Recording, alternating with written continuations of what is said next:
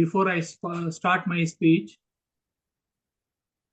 let me pay homage to all the civilians and Tamil fighters that were killed in Mullivaikal in 2009. The Tamil Elam struggle inspired many nationality struggles throughout the world. It also inspired other types of struggles also.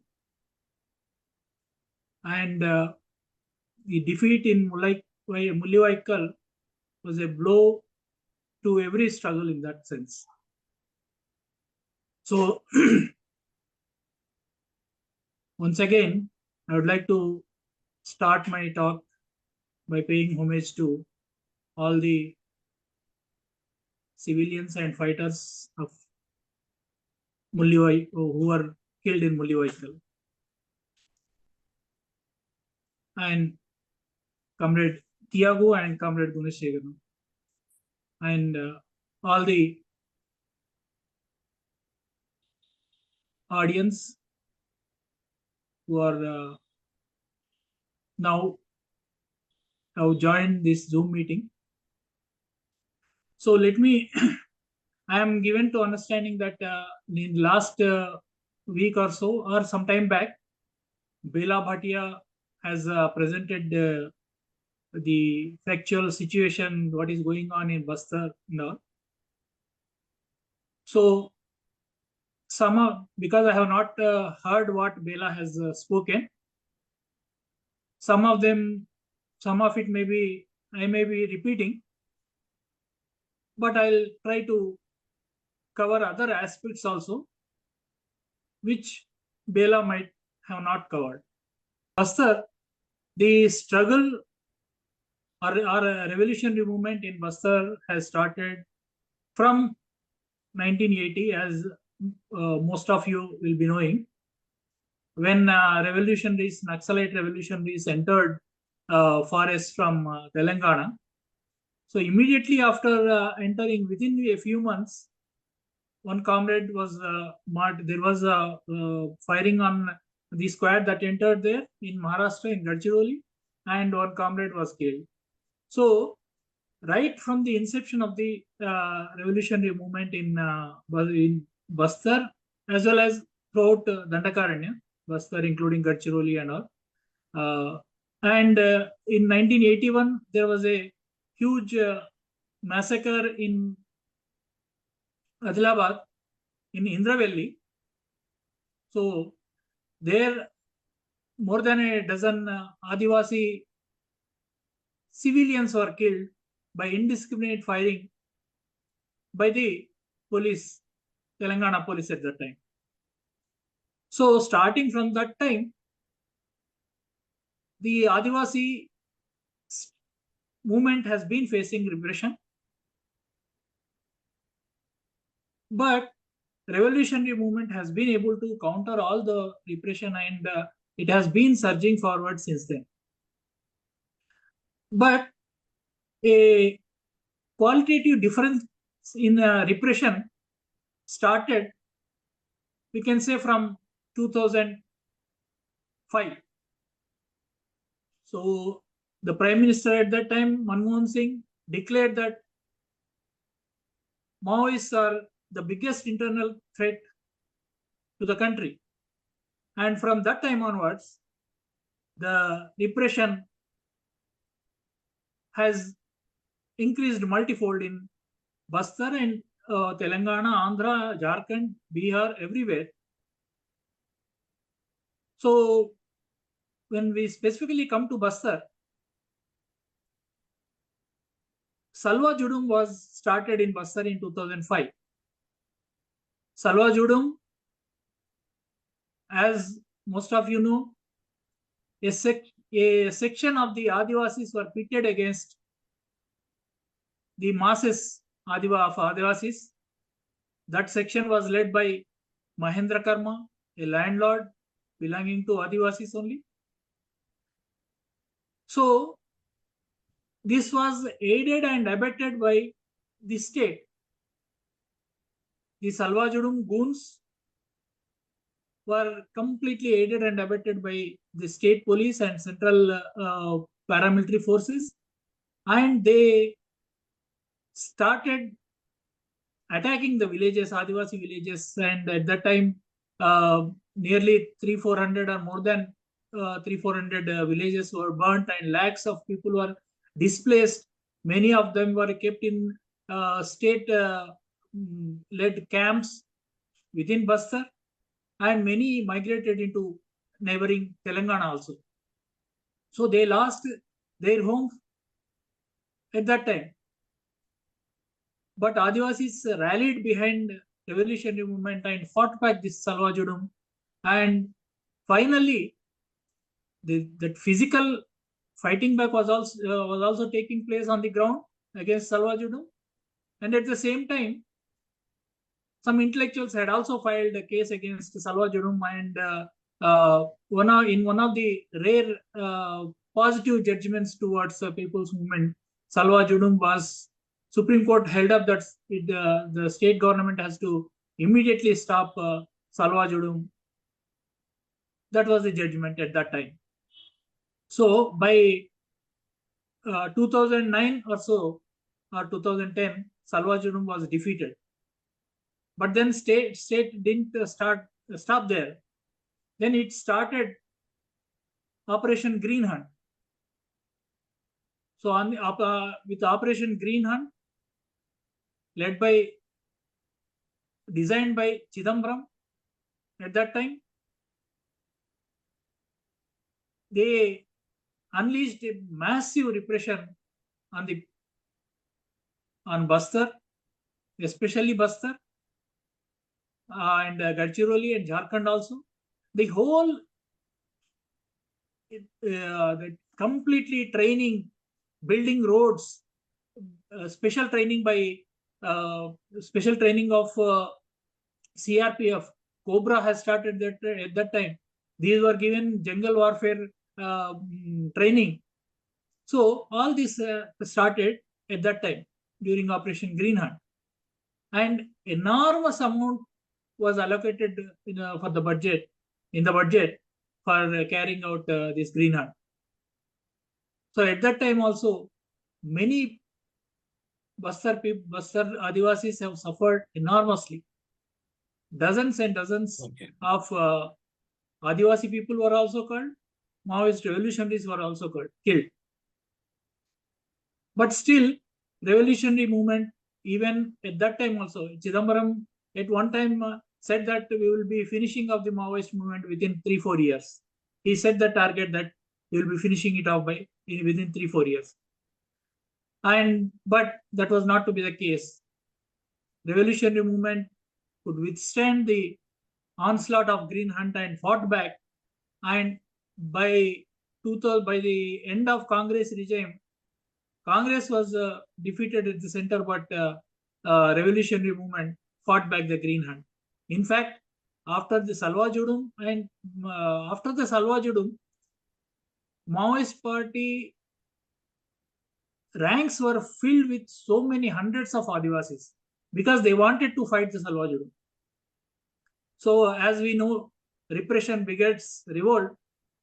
So Adivasis, in huge numbers, they joined the Maoist party and PLG and fought back Salvajudum as well as Green Hunt. BJP has come to power in the center as well as in Chhattisgarh also it has come into power. So after BJP has come to power in both the Chhattisgarh and center, the repression has tremendously increased. Already the blueprint was prepared by the Congress regime about improving infrastructure not in the movement areas, and also allocating funds, special training, etc. Apart from that, we also know that from 2009 to 2014 also, many comrades of the movement were also arrested. Many leading comrades were also arrested. But then from 2014 onwards, BJP with its fascist outlook, it always wanted to completely eliminate the Maoist movement from India. So they have stated that time and again. They have not only increased the repression in the forest areas, but also everywhere. They started targeting those who even question such targeting of the Adivasis. Those we know that they have been calling the Democrats and intellectuals who raise questions on the repression as urban Maoists or urban Naxalites or Naxalites with pens like that. So in National Security Advisor Ajit Doiwal, he spoke while speaking in the National Police Academy. He said that this is a fourth Indian state is facing a fourth enemy, that is the civil society. So this is the mindset of the current regime. With this mindset, it is with its Brahminical Hindutva outlook, they do not have any kind of respect towards the Adivasi way of life or Adivasis or any other minorities or Dalits that we have been seeing the attacks on Dalits minorities everywhere throughout the India. So they have that contempt for Adivasis also. Soni Sori just today she posted a post in Facebook that when she met some higher officials of the police, they said that you are nothing. We'll just squash you like any bugs, something like that. So that is the contempt that they are having on the Adivasi people. So as we know, the RSS ideology, it doesn't consider Adivasis as Adivasis, and they just name them as Vanvasis, the forest dwellers. So that is completely a different. It gives a completely different meaning to the Adivasi way of life. So this is the general outlook of BJP and RSS and Sangh Parivar, and so that is the how when it is viewed that way, then the whole thing it will completely the way it is dealt is also completely transforms in a completely different way. So, for example, of course, Congress was definitely from the beginning it was about curbing Maoist movement, Naxalite movement for the past many decades. But at the same time, sometimes they even talk about that this is also a socio-political issue. But then BJP is completely seeing this as only law and order issue. So then the approach is completely different. So it has given enormous powers to the police personnel and paramilitary forces. It has completely deployed lakhs and lakhs of paramilitary forces in Bastar. So from 2015, when after BJP has come into power, it has devised a national action plan.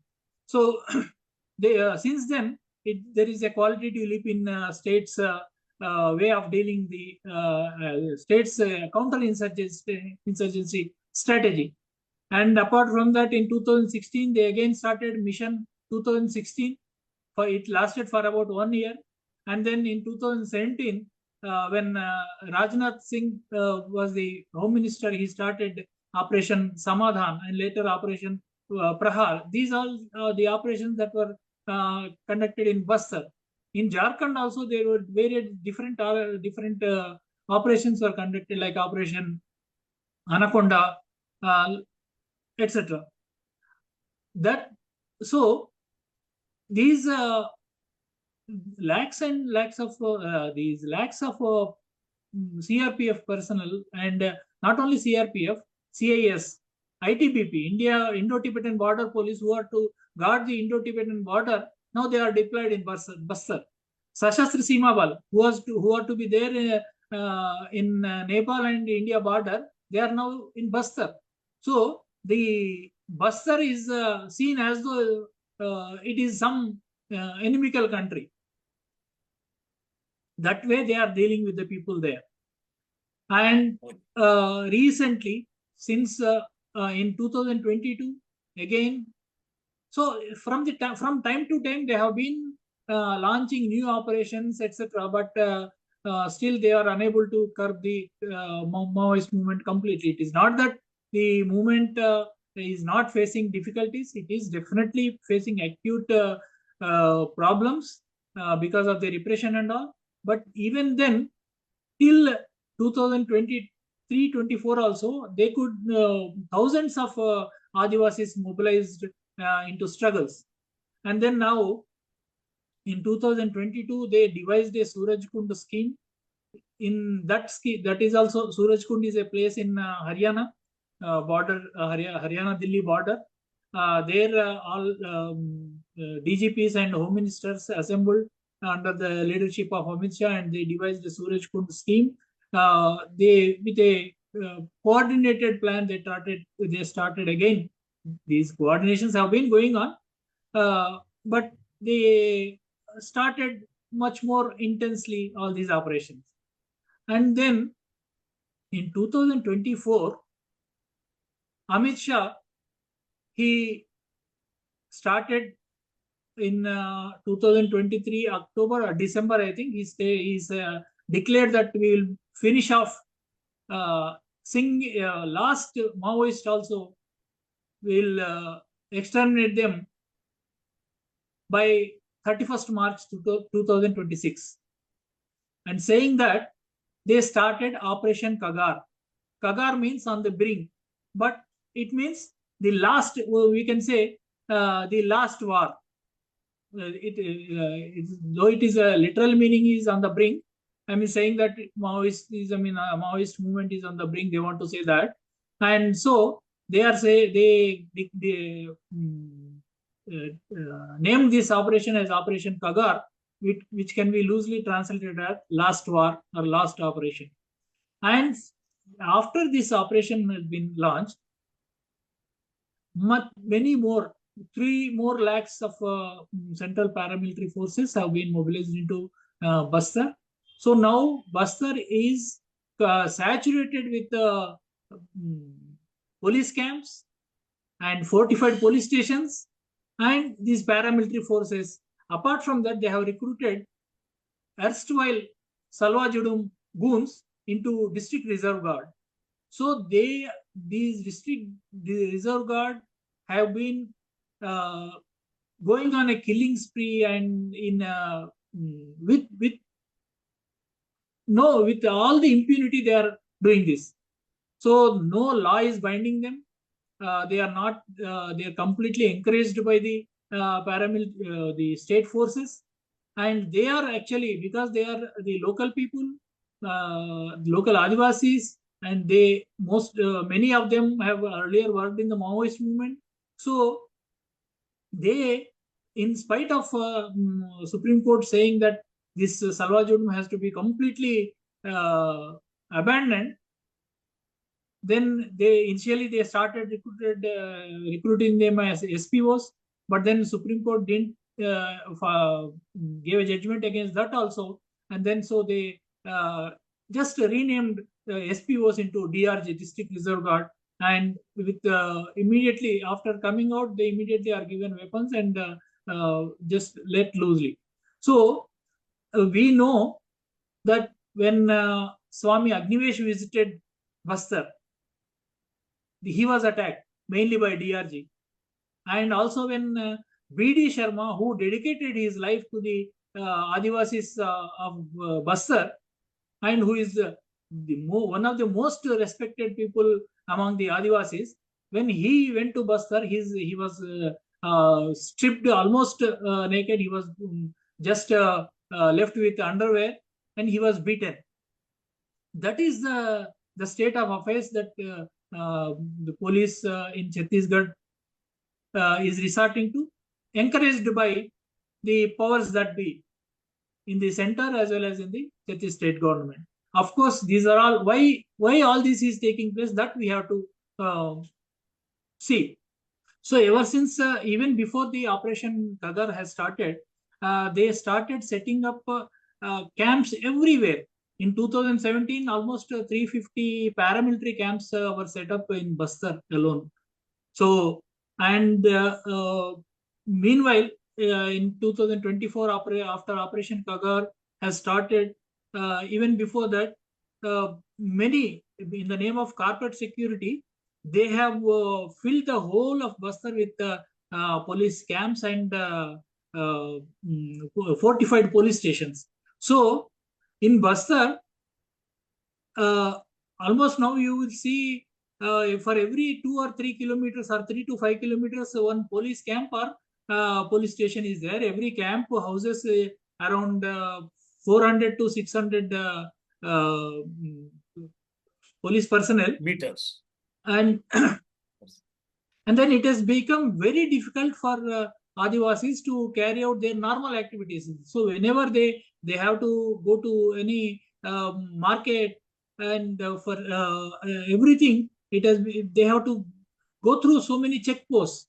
So it has become a horrible life experience for the Adivasis. Their way of life, everything has completely changed.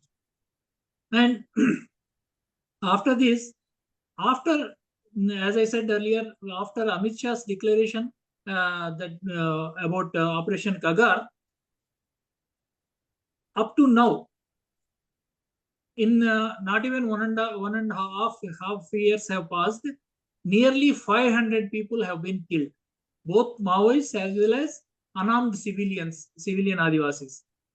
In many of these, actually the operation, the 2024, on 1st January itself, we started with the killing of a 6 months old baby, because those fellows, they celebrated New Year Day and then they were drunken and then they fired indiscriminately. So one bullet struck breastfeeding baby and she died. Sori Mangli. That was the beginning of Kagar. And from then onwards, on 13th January, aerial bombing took place in Bastar, and this was the 5th instance of aerial bombing. If there is a war going on, then in aerial bombing, if they resort to aerial bombing, they are when they are questioned, the police and the paramilitary forces are denying that there is any aerial bombing. Because if they say that, even earlier also in Mizoram, aerial bombing was done. But now in Bastar, in central India, when this aerial bombing is done, they are completely denying it. Because if they admit to aerial bombing, then they will have to follow principles of war, and they have to they have to abide by the Geneva Convention. So in order to avoid all that, they are just denying that we are doing any aerial bombing. But the bombs dropped by helicopters and drones, they have been exhibited to the media personnel by the local Adivasis. So first this aerial attack took place in April 2021, and again one in April 2022, and again in January 2023, and again April 2023, and the last such aerial bombing took place in 2024 on 7th April. So on the one hand, they are not they are resorting to war on people, but at the same time, they are not declaring that this is war. This is an internal war. Sometimes what they do is state declares internal war, and then it has to abide by international conventions. So they have declared war, and they are declared war on the Indian citizens, the poorest of the poor of the Indian citizens, that is the Adivasis of Bastar, and then they are denying that they are conducting this war in any way. So this because of this militarization, there is special task force. There is, as I said, the DRG, apart from paramilitary forces, CRPF, and in CRPF also has these Cobra battalions, which are specialized forces like Greyhounds in Andhra Pradesh and Telangana, and C-60 Commando Force in Bastar, Gadchiroli of Maharashtra. Like that, Cobra is a special battalions of CRPF. They are given 1.5 times the salary of other CRPF Jawans. So they are motivated and they are given special training in jungle warfare schools, and they are let loose on the Adivasis. So, and to recruit Adivasi women, because in the Maoist movement, almost 50% of the fighters constitute women. So, to recruit women to kill Adivasi women, they have started recruiting Adivasi women also into police battalions, and they started one Bastaria battalion. So, to kill Adivasis by the Adivasis. So this way they are dehumanizing Adivasis also. During Salwa Judum also they did. They have killed, they motivated these people to kill their own brothers and sisters in the villages. And this DRG also doing the same thing. And in the civil democratic rights organization investigations, it has come out that there now in Bastar, there is one police person for every 9 Adivasis. This is one of the highest concentration of the police and paramilitary forces in the world.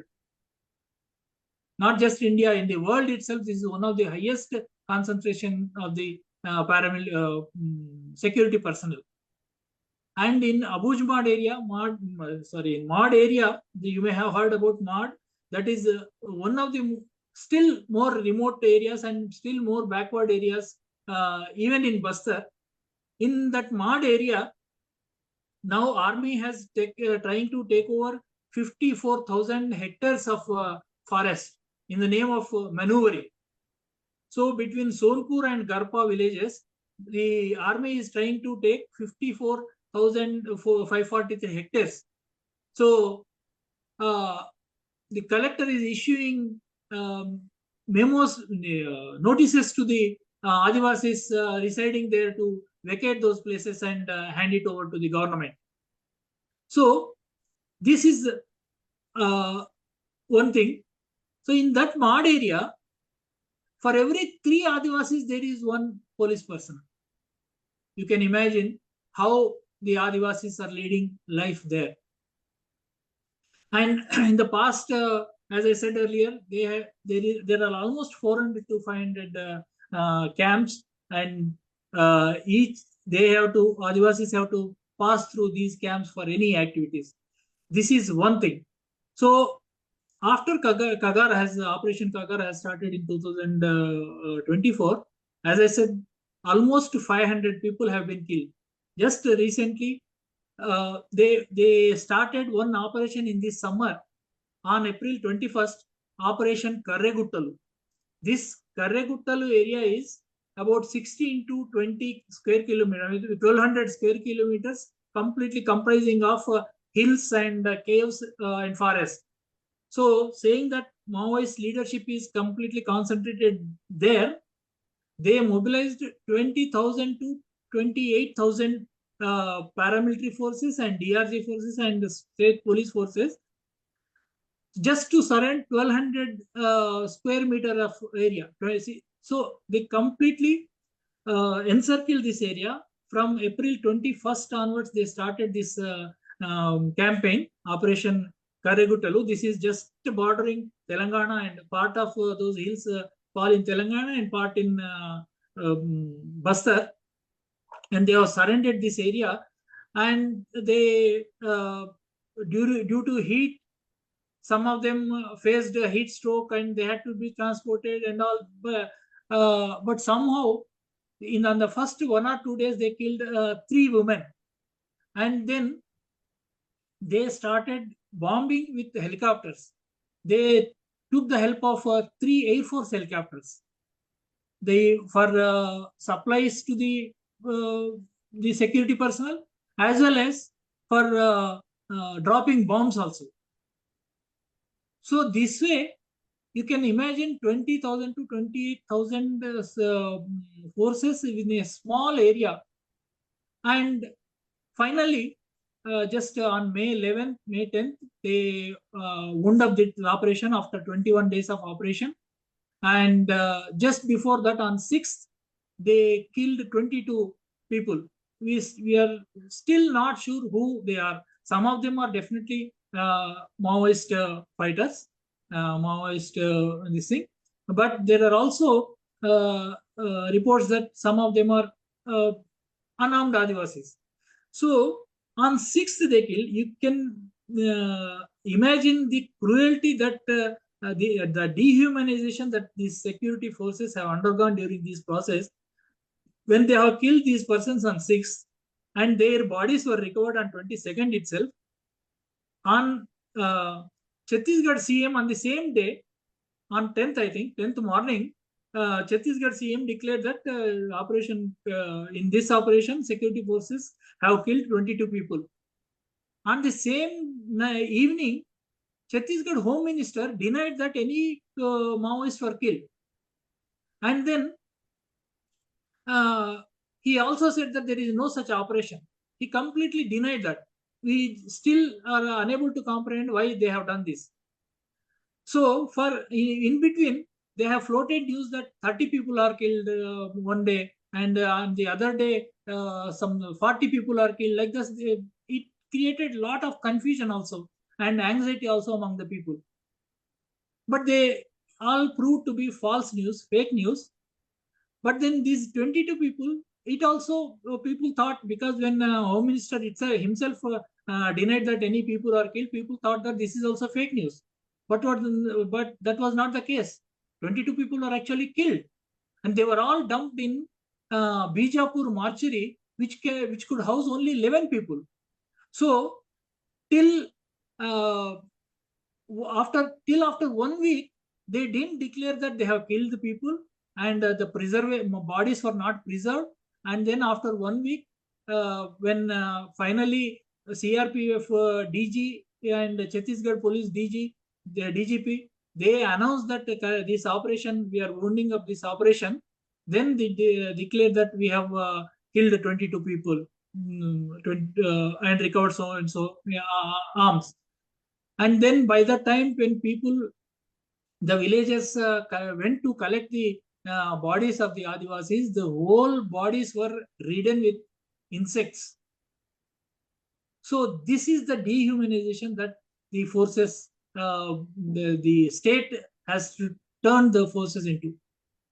We just do not know why they have done this.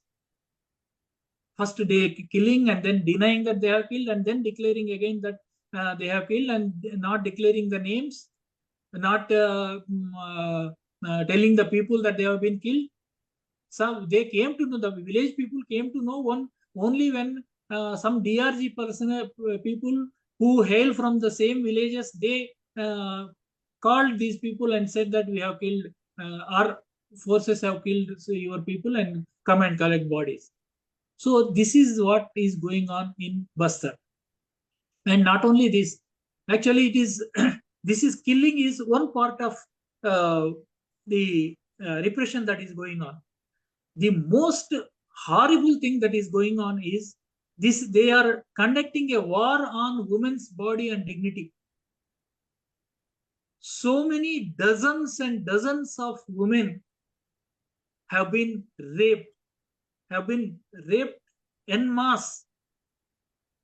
And Bela Bhatia might have, in her earlier talk, she might have described this. Soni Sori, in so many meetings, she has described how, just by repeated rapings, how women died, unable to bear that. The state is resorting to such cruelty upon its own people, and that to the most backward Adivasis in India. most backward people of India. This is the repression that the state is resorting to. So they have been killing. I can just a few. I'll take one or 2 minutes in translation. This Okay, will okay. difficult to quote all these figures. But then, as I said, in 2024, 6 months old Mangli was killed. So, and in January, and again in January there was aerial bombing, and in again January, 3 people were killed while they were protesting to going for to protest the killing of that 6 month old baby Mangli. And then in February, two civilians were killed. In March, one Lakhe Mandvi, she was raped and killed, and knife wounds were seen on her private parts. And how in on 27th March, 6 persons were killed, but just before killing these 6 persons, one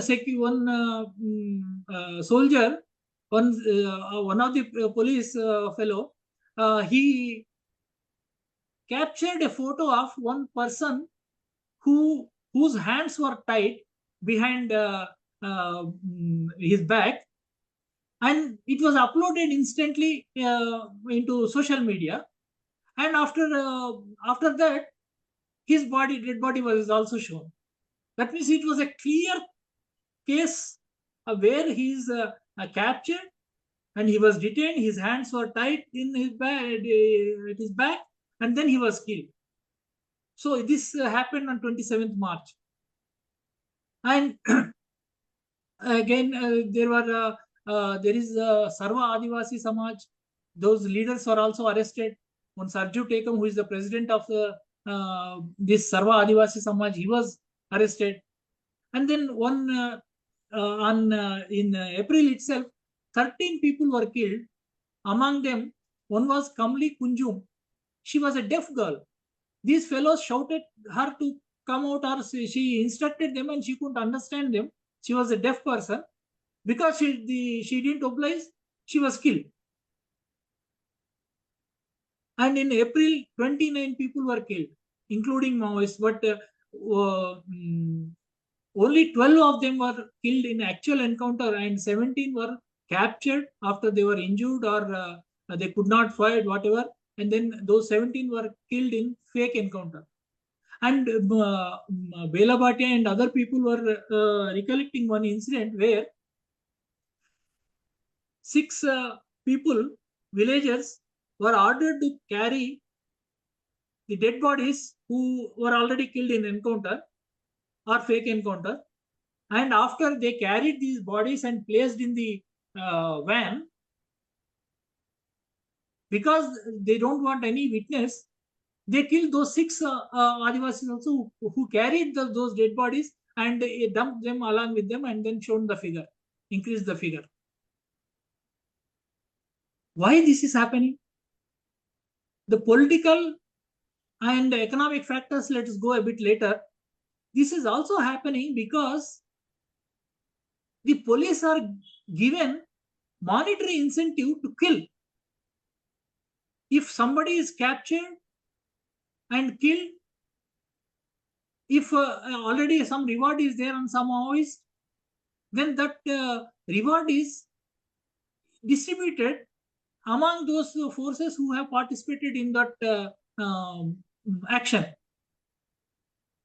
So even when they could capture injured people, you see, in all these encounters, so many dozens of encounters took place after Operation Kagar.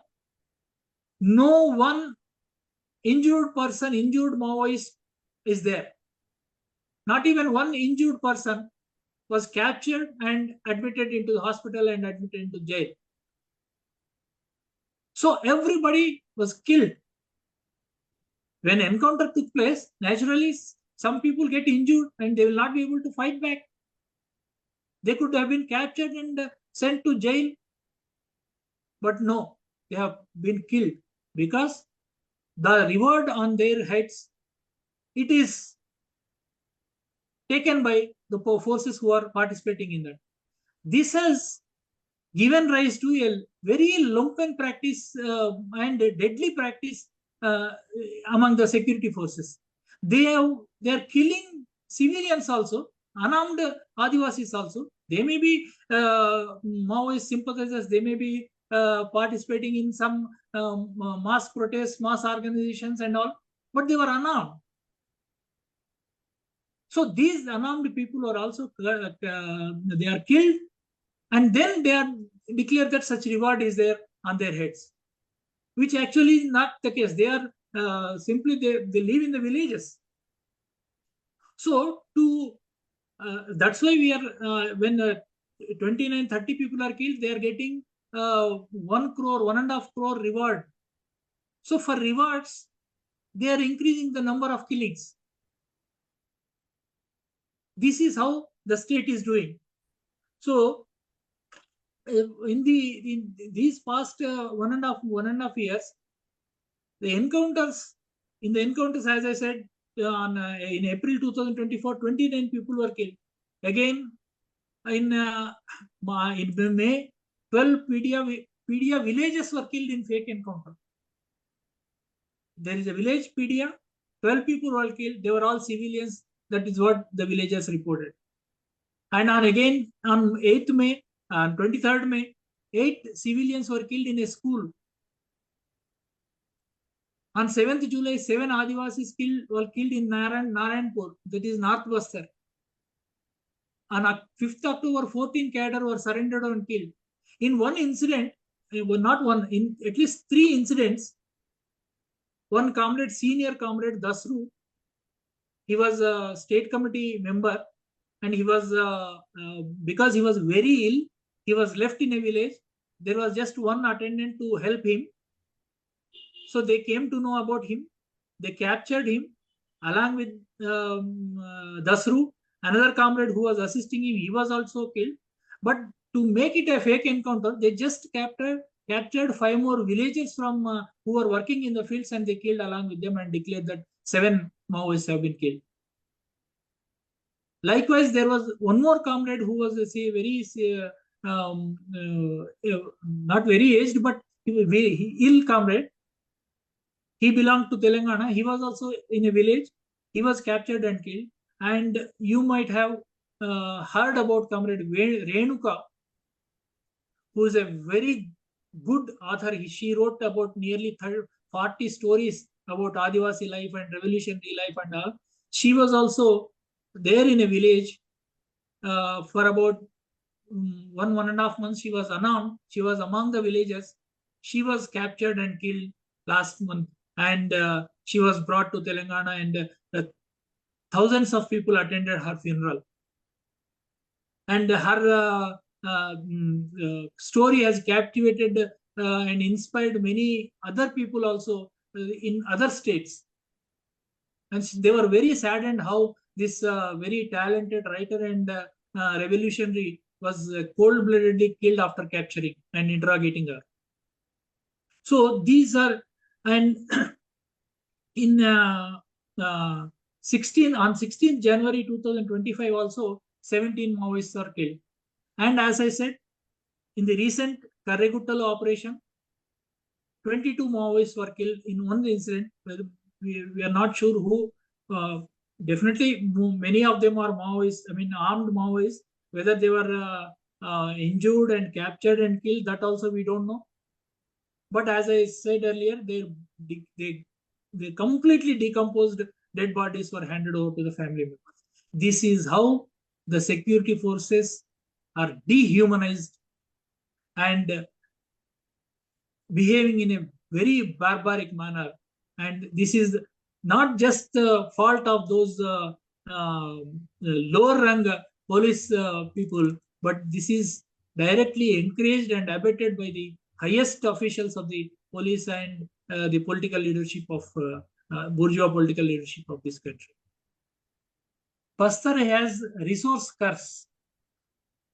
It is so whichever countries have resources and are militarily weak, the imperialist countries, they just go as vultures and loot that country. That in that same manner, Bastar and Chhattisgarh. The central India has most mineral resources. Chhattisgarh has 30 kinds of minerals, and much of it is in the Bastar area. Bastar area has 36% of tin ore, 20% of bauxite. It has the best quality iron and 11% of dolomite and 28% of sponge iron, 2% of total iron ore deposit. All these minerals are there. So corporates are hell bent on mining these areas.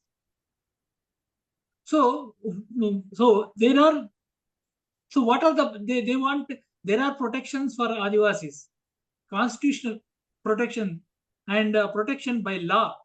We all know about the fifth schedule and sixth schedule of the constitution, which protect Adivasis areas. They impose limitations on the outsiders or even state to venture into Adivasi areas for any other thing, for whether for land or for whatever. So and later, because of the struggles, those fifth schedule, sixth schedule have come into the constitution because of the Adivasi struggles against the British. Adivasi struggles have 200 years of history, older than the independence struggle. Older, Adivasis revolted even much before 1857. The first revolt was by Tilka Manjhi in Bhagalpur of Bihar. It was before 1857. So that they have Adivasis have the traditional this thing to way of tradition of fighting for their jal, jungle, jameen, and izzat. So for their land, for their forest, for their water, and for their self-respect. Self-respect means their way of living.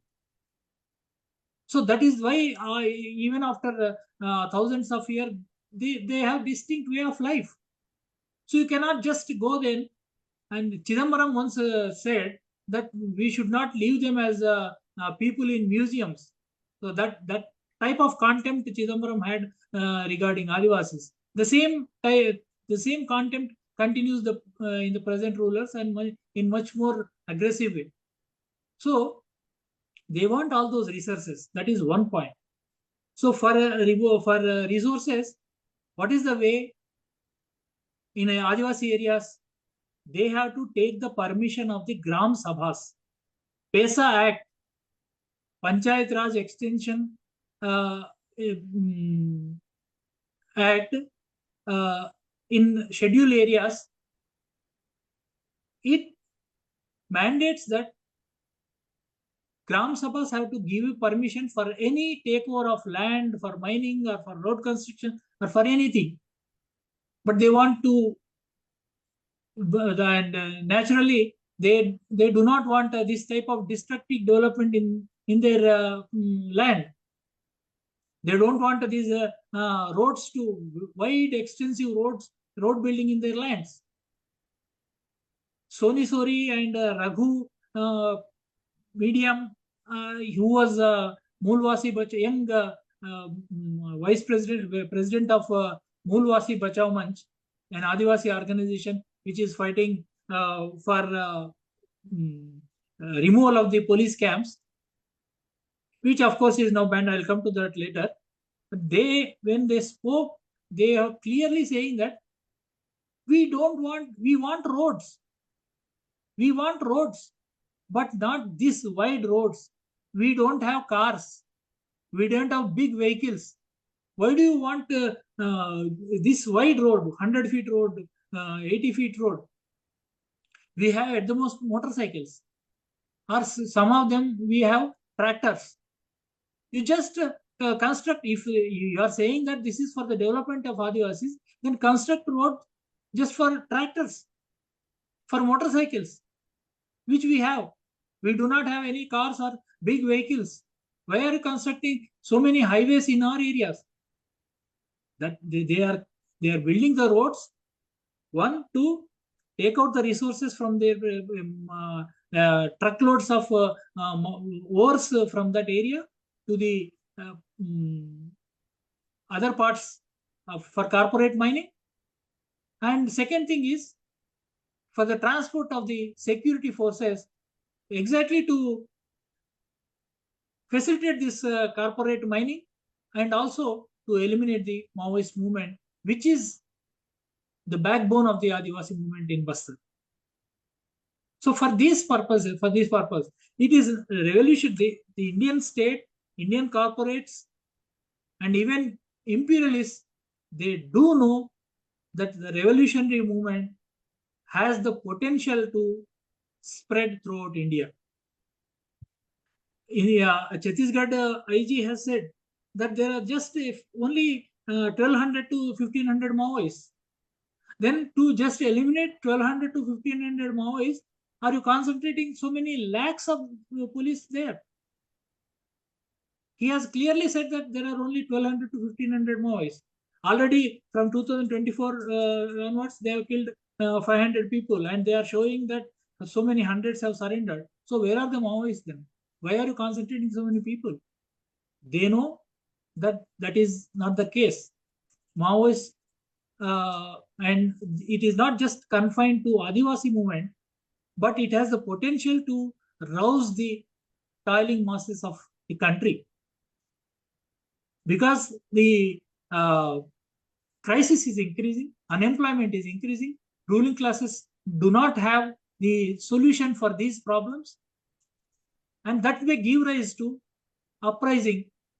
And also it is the present state is alienating Dalits, minorities, Adivasis. Of course, they are also trying to absorb a section of Dalits, a section of Adivasis and all. But at the same time, they are also alienating these people. So there is a potential for revolt against this. And Maoist movement can be an inspiration to all these movements. That is what the fear of the ruling classes is. So for these two reasons, one is the immediate reason is to grab the valuable ores that are there in Chhattisgarh and Bastar. Nearly lakhs of crores of minerals are there. And this movement and Adivasis are protesting against that, because then they will be displaced. Then their forests will be cut down. Then their water bodies will be polluted. So their way of life is completely thrown away, and they have to move into the present system where there is utter disregard to their way of life. So they are resisting tooth and nail. But the Chhattisgarh government, whether earlier it was BJP, it was Congress or BJP, 175 mining license were issued in up to 2022. Of them, suppose those people, so many also argue that when mining ores, sorry, minerals are there, if you don't extract them, how can our country develop? But the thing is, we have seen how Gali Janardhan Reddy, in the border district of Karnataka and Andhra Pradesh, he has amassed lakhs of crores for himself by illegal mining of iron ore, and all that it was not used to develop steel industry in India. It was exported to Japan and China. That way, these corporates are trying to do that. And in any case, even if it is the development of the country, without the incorporation of, without participation of the Adivasis, how can there be development? So where is the inclusive development? They do not want this, and they have a right. For thousands and thousands of years, they have been living there, and they have primary right to that for anything. So And after the of these 175 mining leases, 51 are in Bastar region, and of these mining leases, only 31 are state leases to the state corporations, and 141 are private corporations. Whether it is Vedanta, Agarwal, or L&T, and or Adani, or Tata. So the primary goal of these governments, this state, is to displace the Adivasis and give away those lands to these corporates. That is one thing. So, as we are from the other parts of India, apart from empathizing and sympathizing with the Adivasi struggles and all, it is also a direct concern to all of us. India has already lost so much of forest cover. In Kerala, how it is being done, Madhav Gadgil committee has reported how the forest deforestation has resulted in Kerala floods and all. Everywhere that is taking place. And the forest areas are the lungs of India. Now they want to destroy those lungs. Already we have seen how in Hasdev, in the North Chhattisgarh, Adani has been given 50,000 hectares of land for mining. They are huge machines. They have engaged huge machines and felling thousands and thousands of trees. So this is the concern of all the rest of the Indians also, not just those Adivasis, because it concerns the future of our country, future of all of us, not just those Adivasis.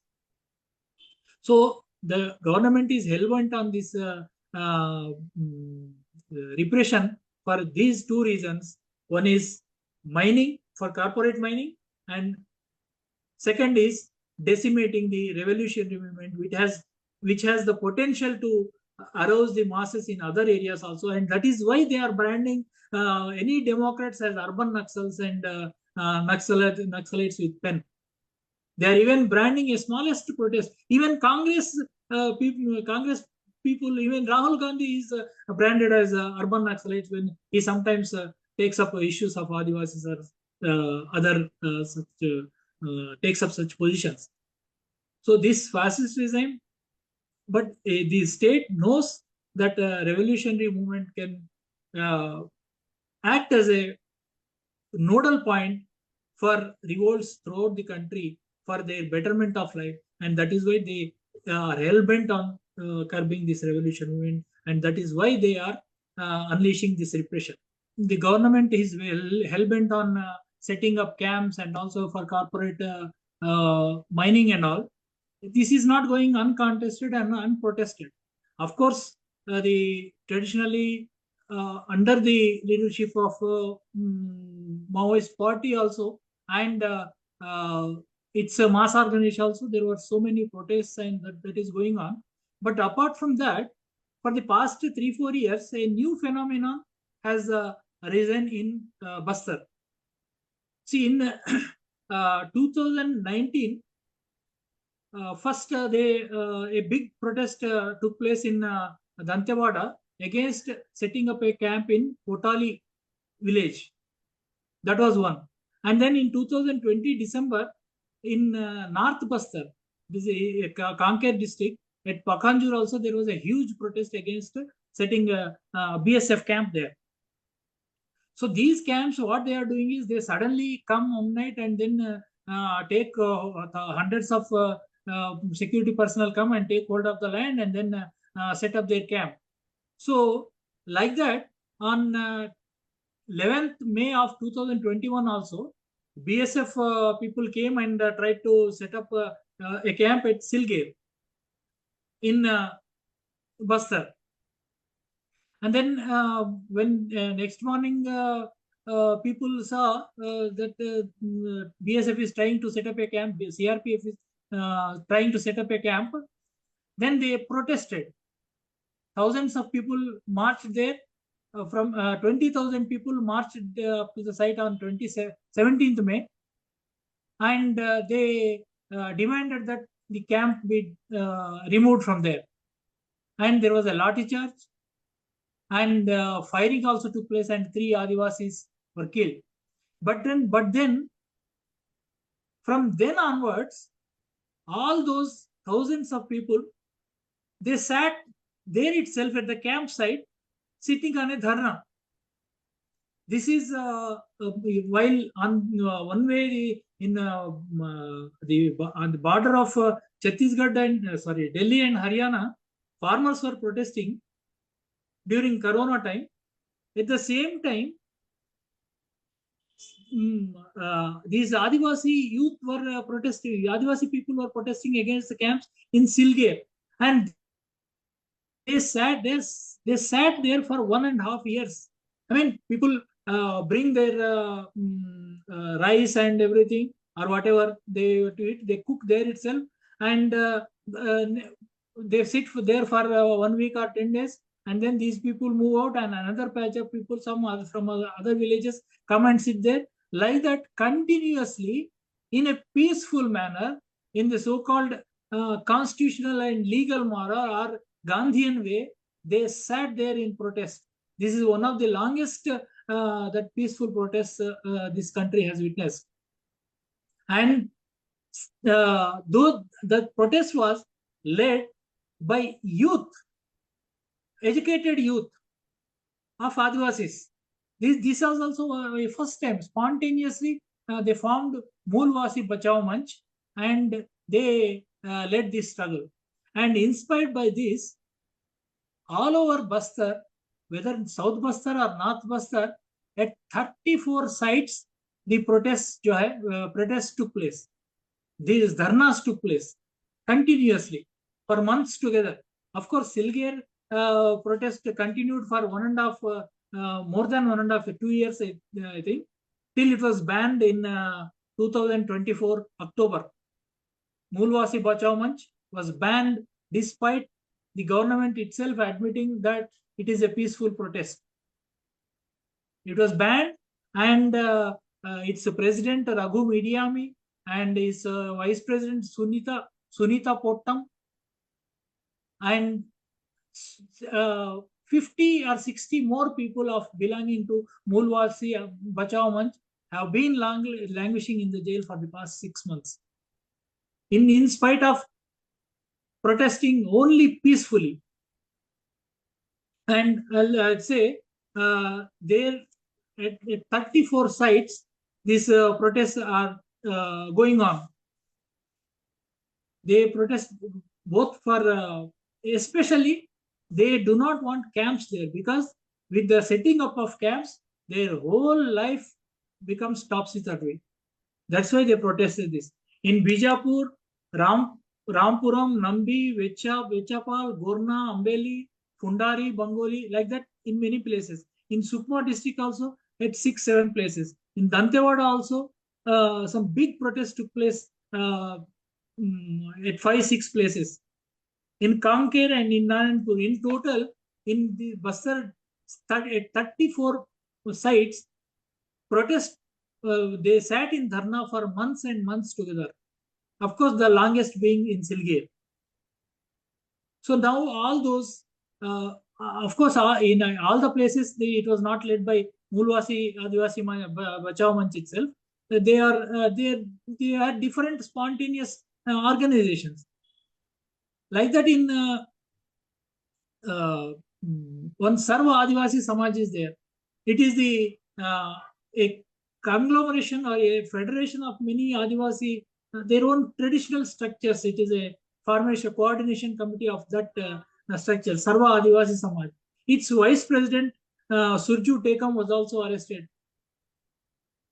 So, like that, they are trampling the PESA, Panchayat Raj Extension in Scheduled Areas Act, PESA, Forest Rights Act, 5th and 6th schedules of the Constitution. The state itself is violating its own acts and resorting to this corporate, trying to do this corporate mining. They are protesting that. They have hung huge posters that this we have these rights under PESA. So without Gram Sabha, you cannot establish a camp. This is what they are demanding. They are just demanding their own constitutional and legal right. For that, this organization has been banned, and the 60 young people in their 20s are largely in jail for the past 6 months under UAPA, and we do not know when they can come out. This is so the repression is also contested. It is protested.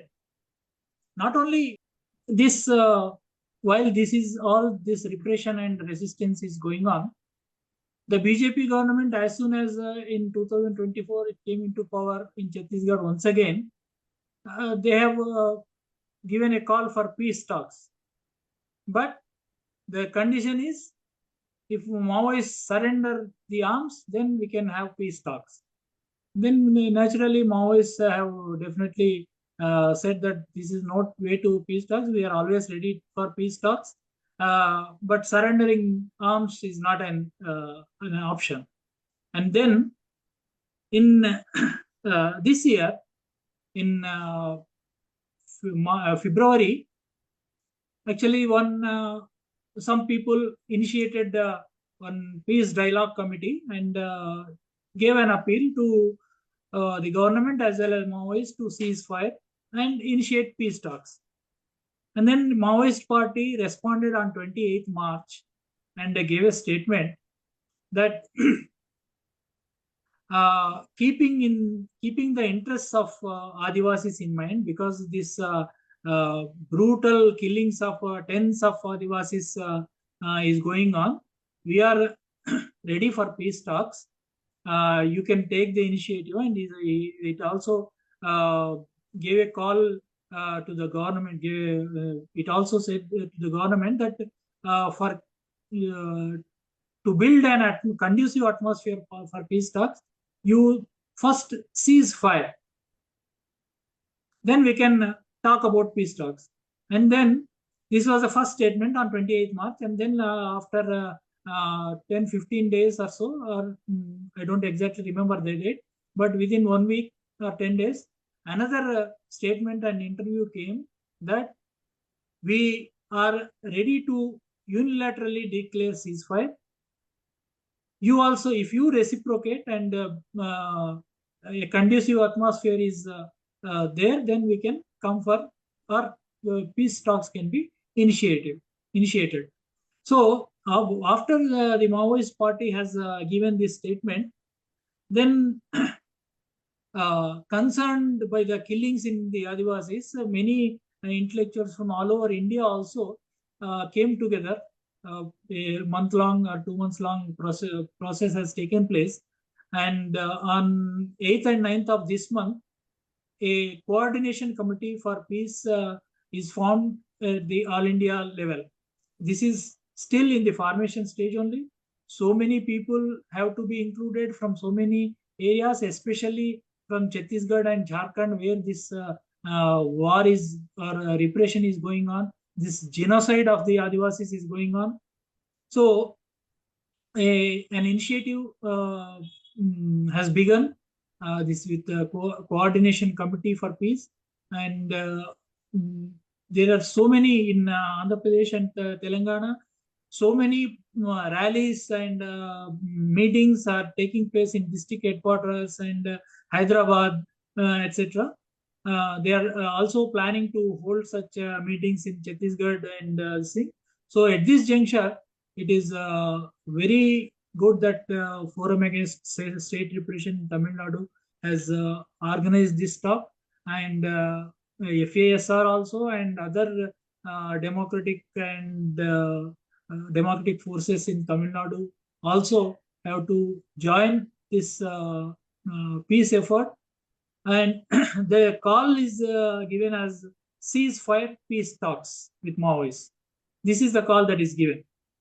So even when the Maoists also when say that even if we have to, at present the situation is such with so lakhs and lakhs of concentration of the forces, even if we have to, our committees have to talk among ourselves also, there some respite is needed. So we are declaring a ceasefire for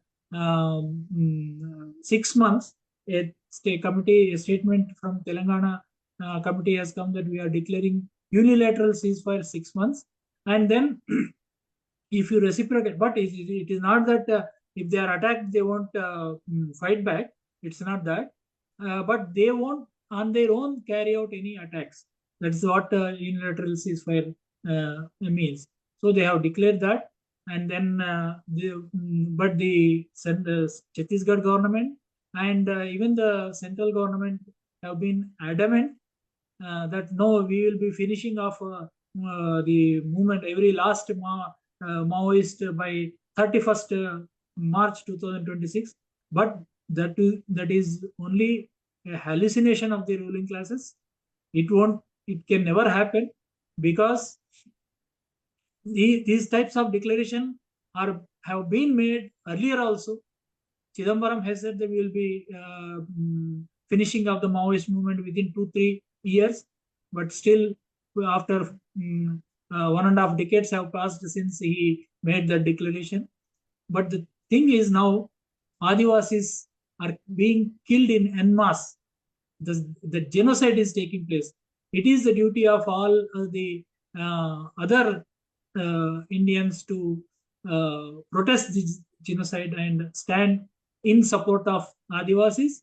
And at the same time, as I have earlier said, it is not only for the Adivasis, it is for the future of India, for the environmental protection of India, that we have to participate in this effort. With this, I conclude my talk, and I thank Forum Against State Repression and Comrade Tiago for and other comrades who are involved in this process for calling me, for inviting me to give this talk.